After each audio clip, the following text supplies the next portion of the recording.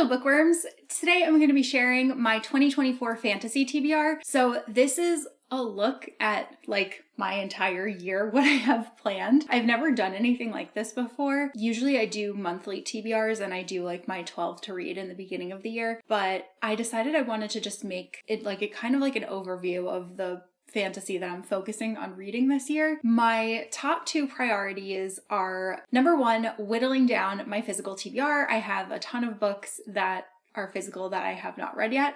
And number two is continuing to catch up on series or complete series that are completed. So this will also help me with my TBR because actually a good like half of my TBR are just books and series. Also just putting out there that I am not only a fantasy reader, I read pretty widely among all different genres, but for this video I'm focusing specifically on fantasy because fantasy is my absolute favorite genre, like without a doubt, and those are the books that always end up being the ones that I keep on my shelves because I usually end up having like a strong emotional connection to them. They also tend to get some of the prettiest editions. They're just my all-time favorites. They're ones that I would reread. They're ones that I recommend to everyone all the time. This is my fantasy TBR. So I'm going to break it down into 5 categories. First is fantasy series that I need to either catch up on or just make progress within the series. The second category are fantasy series that I want to completely finish. The third category is fantasy standalones. The fourth category is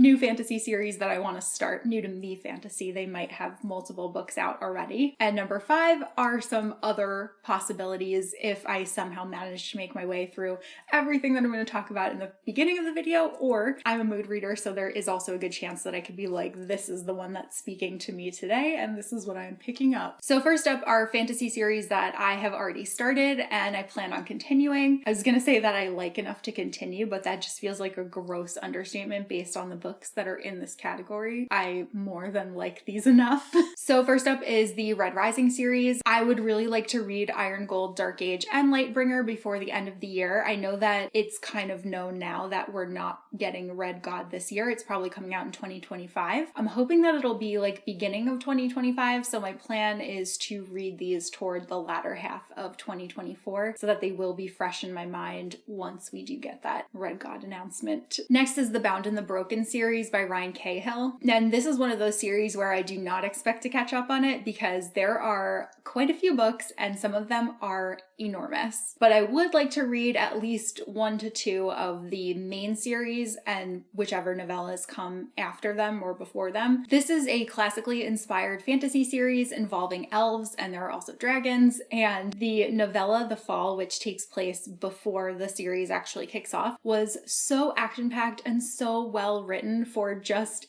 a short novella. It just left me like completely captivated, and I'm so excited to continue the series. I foresee this becoming a potential favorite just based on how much I liked that novella, which is not something that I say lightly. Novellas usually are like fine, but this novella was so good. Next up is Sun Eater by Christopher Ruccio, and I'm actually currently reading Empire of Silence. The other day I was just, sitting down, not thinking about reading, but then all of a sudden I was like, I need to read Empire of Silence. Like I just got this intense urge, so I decided to act on it. And I'm so glad that I did because I'm loving it. I am probably 30% into it right now. It's a sci fantasy. We're following a character named Hadrian. It's still like very early on in his story, so I'm sure that things are gonna just explode from here. I'm pretty early on learning like some of the politics of his world and everything, but I assume that we're gonna be getting off planet very soon. The world's just gonna expand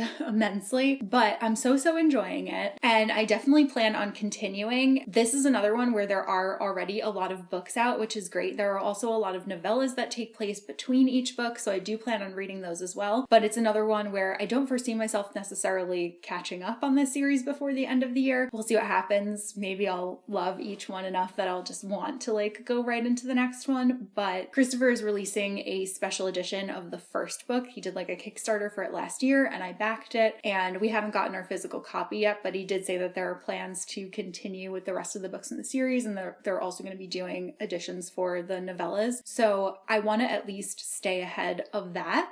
I don't want to invest in another one without having read it, even though like after what I've read in here, I would. But just so that I don't feel like I have all of these physical books on my TBR, I want to like stay ahead of that. So very excited about these. This is a really fun sci fantasy series. And then the last one is actually a surprise addition to my list, and that is the Gentleman Bastard series by Scott Lynch. So I read Lies of Locke Lamora like many years ago, I think like seven or 8 years ago at this point, and I really enjoyed it. I wasn't a huge adult fantasy reader at that point in time, so it was like more dense than anything I was typically used to reading. It took me a little bit longer to get into. However, I did end up giving it 5 stars. I did end up like really loving it by the end of it when everything kind of came together. So I'm curious how my experience will be. My plan is to reread the first book because again, it's been almost a decade, so I don't remember too much from it. But the reason that this one is a surprise addition to my list is because The Broken Binding announced that Lies of Locke Lamora, or Gentleman Bastards, is their next sub pick, and I'll be getting one per month in the mail. So if I can stay on top of reading one per month as they arrive, that would be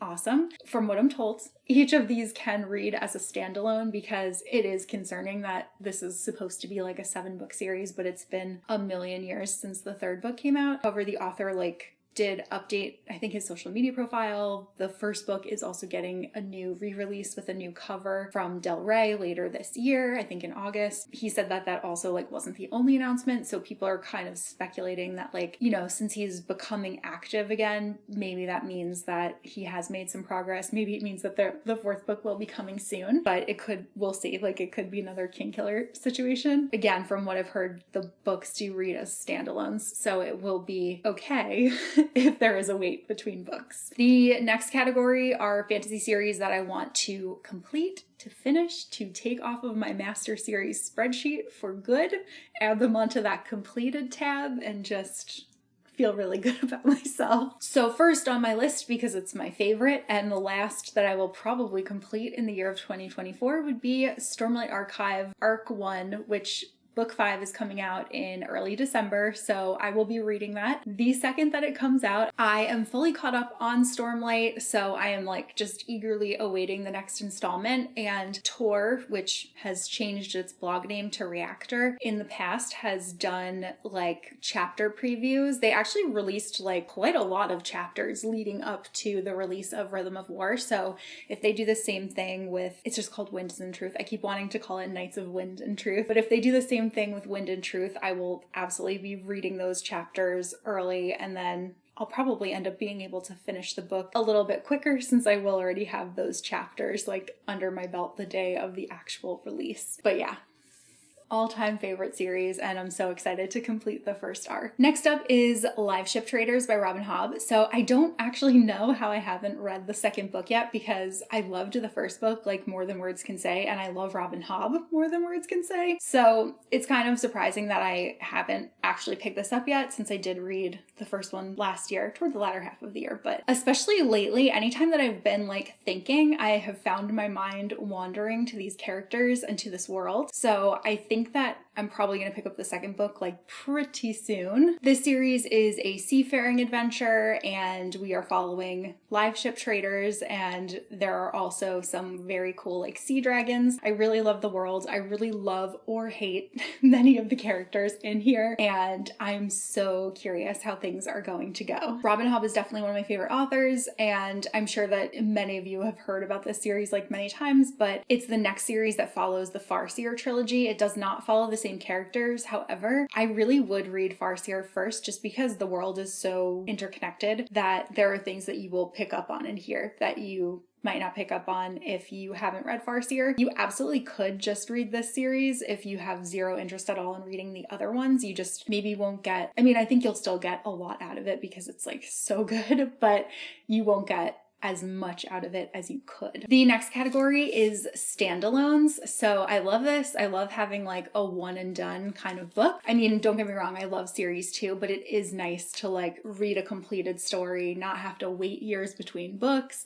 just get the whole thing out in one go. So the first book on my list for standalones is The Sword of Kaigen by M.L. Wang. This one I know is very heavily anime inspired, and I think it has like a lot of elemental magic. I'm really looking forward to this. This one has just gotten some of the most glowing reviews that I've ever heard. Many people say that this is their favorite standalone fantasy ever, which is super high praise. I love this edition that Wraithmarked did. It's like beyond gorgeous, and just like look at that, the beauty. They actually emailed me and anyone else who backed this Kickstarter the other day saying that they still get like so many people asking if they can buy this edition, but obviously it was limited and they have run out of copies. So they asked everyone who did back it if they would mind if they would produce the same edition so that other people do have the opportunity to get it. I, of course, voted yes. I think that everyone should have access to the books that they want. I don't think that something is more valuable because it is scarce, especially when it comes to books. So I really hope that anyone who didn't manage to get it will have the opportunity to buy themselves a copy, because it's seriously just like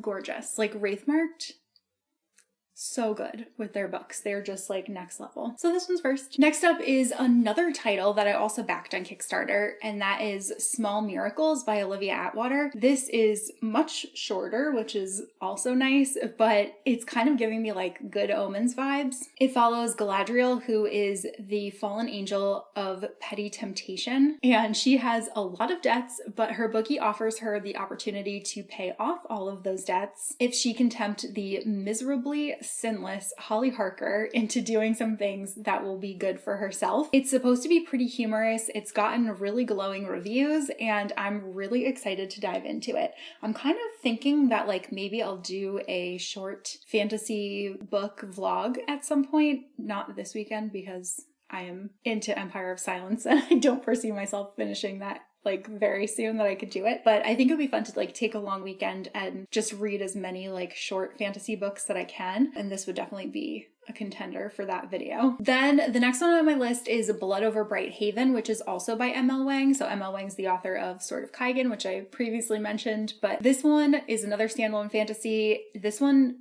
appeals to me so much because it's dark academia. It sounds like it's going to be so good. It's available on Kindle Unlimited, and I talked about it a lot last year, like prior to the release, and I haven't gotten to it yet because, as I mentioned, my priority is to whittle down my physical TBR, and I don't own this one physically. However, if Wraithmarked chooses to do Blood Over Bright Haven, I would really want to try to read it before that goes live, just to like make sure that I want it, which I feel like I will either way, but that will be like the incentive that knocks it up even higher on my list. But for now, Sword of Kaigen is my priority. Then we're just going to finish out this category with a whole bunch of Sanderson. So the first book is Warbreaker. I still haven't read Warbreaker, which is like totally insane. And also like I know that there is a sequel plan for Warbreaker, but as it is now, it's currently a standalone. And from what I understand, it is a completed story, probably in the way that like the Final Empire was its own completed story. That's why I'm counting it in this category. It's my video, so I get to pick. Warbreaker seems to be one of the most beloved Cosmere books, so it feels almost criminal that I haven't gotten around to reading it yet. All that I have picked up about it is that it follows two sisters, and I believe the magic system deals with like refracted light and different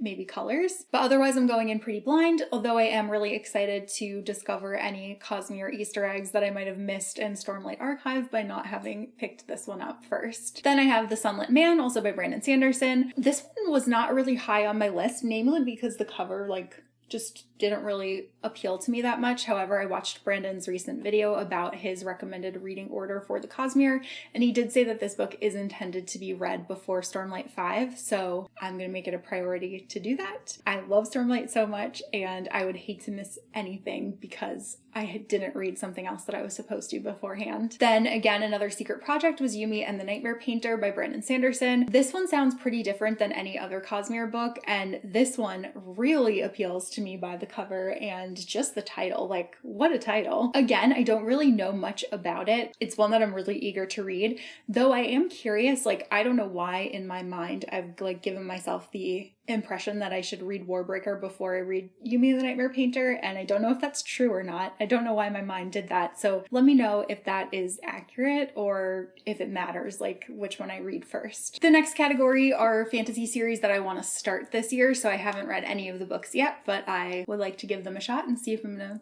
add them to my master spreadsheet. So first up, may as well just start with Brandon Sanderson again. I have the Mistborn Era 2 series. I own all 3 books already. The reason that I haven't, I think there are 4 though, so I need to get that one. The reason that I haven't started these yet, despite how short they are, so I feel like they will be quick reads, is I don't really love when there's guns in fantasy, so I'm not sure how that's gonna go for me. I probably should just trust that it'll work because I do tend to love Brandon Sanderson's books. And the other thing is that I was spoiled on what happens in Mistborn Secret History, which is a short story that I think is recommended to read after the first or second book in the series. I don't want to say anything that will spoil anyone else, so maybe I should just stop there. But yeah, I don't know if there's more to enjoy outside of that, so we'll see. Next, I do anticipate finishing the Live Ship Traders series, so I would also like to at least start the Tawny Man trilogy by Robin Hobb. This is the next set of books within the realm of the Elderlings, and in this series we get back to the characters that we met in the Farseer trilogy, who I just fell in love with, so I'm really excited to revisit them, especially now that they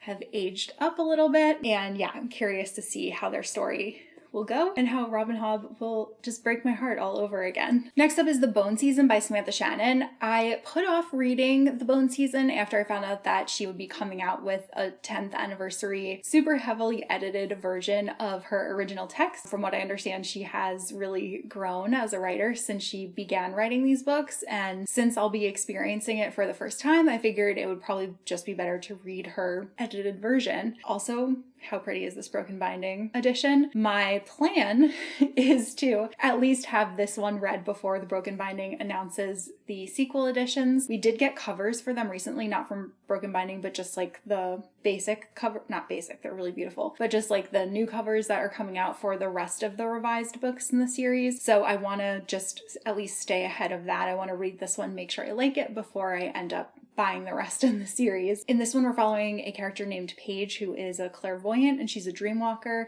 and she's been working in the underworld, and then she gets imprisoned. And that's really as much as I know about it. Next is a book that I don't own physically, but is still pretty high on my TBR because I just keep seeing the cover, and it's one that is classic fantasy art that just appeals to me more than any other kind of cover. This is my ideal of fantasy covers. So that is Dungeon Crawler Carl by Matt Dinniman. I keep hearing everyone sing this book's praises. It is a lit RPG book, and it's supposedly extremely funny. We are following a character named Carl who is on a very unusual game show. I believe the apocalypse is coming and it's being televised, and basically his job is to dungeon crawl and to kill foes in the most entertaining way possible, and whoever does that, I guess, continues to be on the show. But it just sounds like it's going to be so funny. Again, I'm obsessed with this cover art, and I believe this is also on Kindle Unlimited, so even though I don't own it, I will be able to read it for free, and then if I love it, I will buy a physical copy. Then I would like to start Emily Wilde's Encyclopedia of Fairies.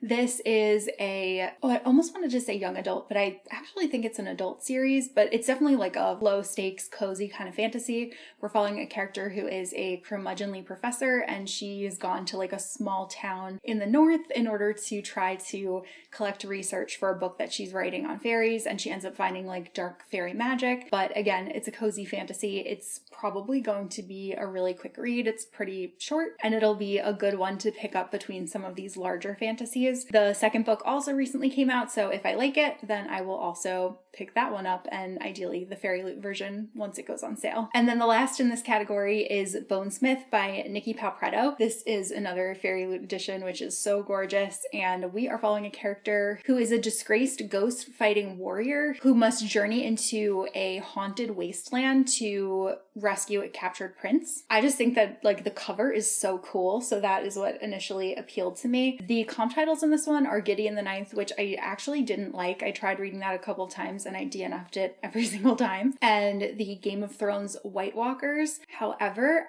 this is giving me Aragorn in Return of the King vibes. And this is a duology. The second book comes out this year, so it'll be a pretty easy one to complete. And then my last category is other possibilities, and this is basically just going to be like a lightning round of some other first books and series that are possibilities for me to start reading, but they're lower on my list than the other things that I have already mentioned. This is obviously already going to keep me pretty busy for 2024. First up, I have The First Binding, which is the first book in the Tales of Tremaine series by R.R. Verdi. Nailed it. We recently got the cover for the second book in the series, which is so beautiful. Maybe I'll put it on the screen here. We'll see if editing Kristen does it. But that has kind of like inspired me to pick this one up because I wasn't sure how long it would be between books, but now that there is at least an announcement of a second one, I'm more likely to give this one a shot. It's very lengthy. The reason that I initially got interested in it is because people have compared it to Name of the Wind, and obviously I love that book. So I think there's a good chance that I will end up really liking this one. But again, it's a little bit lower priority than everything else I've mentioned. The other one, which is probably neck and neck for first place on other possibilities, is Gardens of the Moon by Stephen Erickson, which is the first book in the Malazan series. I know that Broken Binding is going to be doing special editions of these, and I've always been intimidated to start them because everyone talks about how confusing they are and how like there are some things that you don't understand until like a couple of books in, and that sounds like a bit frustrating to me as a reader, but everyone says like that the payoff is worth it. So want to at least read the first one, see where I land, and then that will help me determine if it's a series that is for me or if it's something that's just over my head. And the book that's neck and neck with is The Will of the Many by James Islington. I've been told that this is basically like Red Rising, but I think it's a little bit more fantasy than Red Rising is. I actually was just listening to one of Petrick's videos, and he said that this actually overtakes Name of the Wind for best like fantasy school, and that is like pretty enticing. So that really did bump this up my list a lot. I mean, everyone who read this seemed to absolutely love it. Again, it was just another thing where I was like, how long are we gonna wait between books? Like, what do I want to do here? But I think I'm gonna go for it. And look at, it's so pretty. This is another Broken Binding one. I do not like the other cover. I'm using the reverse cover that they did. This one, definitely very high on my list. And then the last one in this category is The Hurricane Wars by Thea Guanzin. So this one is a Raylo inspired fantasy, and that's the only reason that I am like hesitant about it, because unlike other Raylo like romances where they've been inspired, it does sound like this one is like flat out Kylo Ren and Rey, and I don't like that ship, so I don't know how this is gonna go for me. The edition that I have is just so beautiful that I really want to give it a chance. I know it hasn't gotten like the best reviews, but I still just want to see like read it for myself and see where I'm gonna land. So again, lower priority, but I would like to get to this one if I can. It's really like underneath that I like the best. That's just amazing. So that's my year. Like that's what we're looking at here for my year. Let me know if there's anything that you feel like I should prioritize. I think that obviously I'm going to space these out very generously over the next 10 months because we're already almost done with February, but I'm really excited for like each and every one of them. I think that they all just sound so good, and I feel like I just have such great stories ahead of me that I can get lost in, which is going to be amazing. So that is all that I have for this video, and I will see you guys soon in a new one. Bye!